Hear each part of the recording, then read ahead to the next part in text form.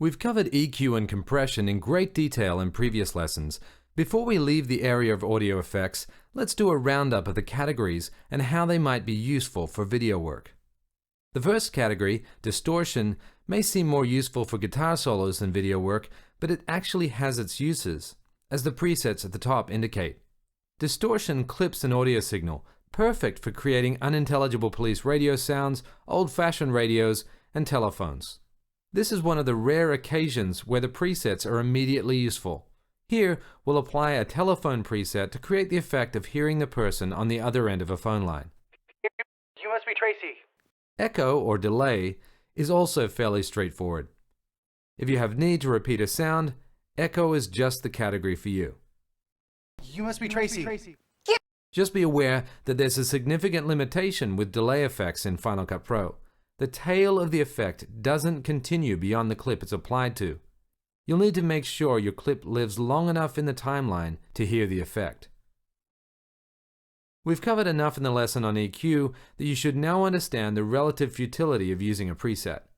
Each audio situation is so unique, it makes the most sense to troubleshoot EQ on a clip-by-clip basis rather than trusting a preset to solve it.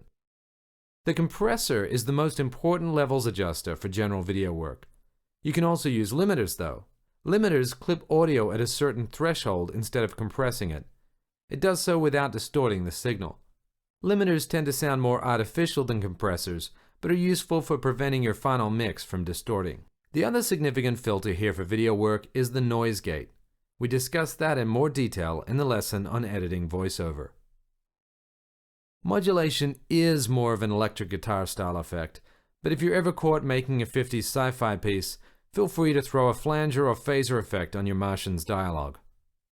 Spaces, however, is far more useful.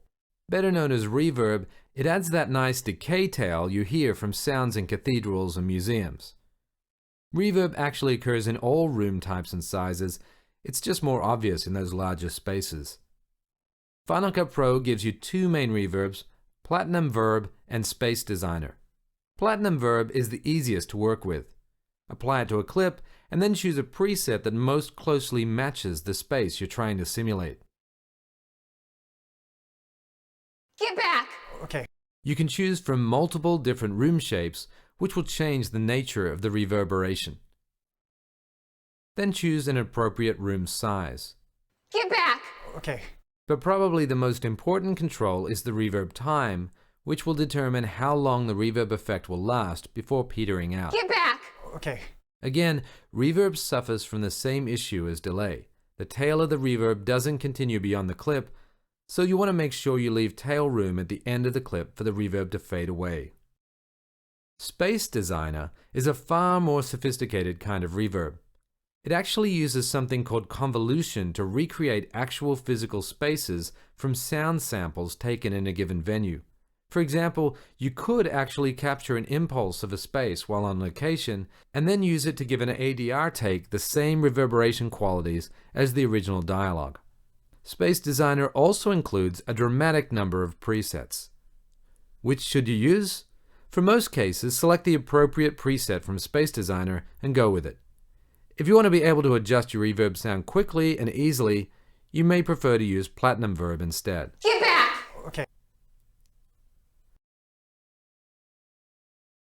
The specialized category includes all the plugins that don't belong anywhere else. Of particular interest is the multimeter, which will help you to analyze the frequencies in your clip, Get back! but also provides a goniometer, a tool for evaluating how well the stereo is working in your mix. Get back! Finally, the voice category includes a bunch of presets of varying usefulness. You may find yourself reaching for such classics as the disguised preset for your hard-hitting whistleblower news pieces.